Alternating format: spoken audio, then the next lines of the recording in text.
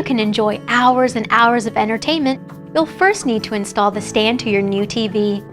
Your TV's bezel and stand may look different than the one pictured, but the process is the same for 2018 7 Series TVs.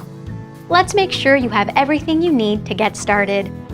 The right and left stand legs, the cable holder clip, and the 4 provided screws.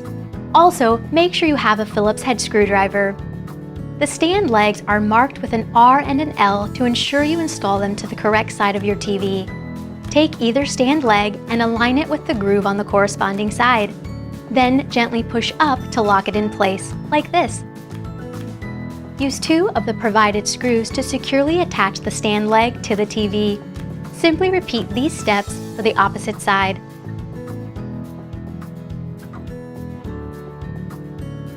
Now grab a pal to help you move your TV into place. Connect the power cable. Then, if your TV has grooves along the bottom, you can run the cable along here. Use the provided cable holder clip to securely attach it to the stand leg. What a great way to hide your cable! Plug in your television and you're ready to go. Enjoy exploring your new TV.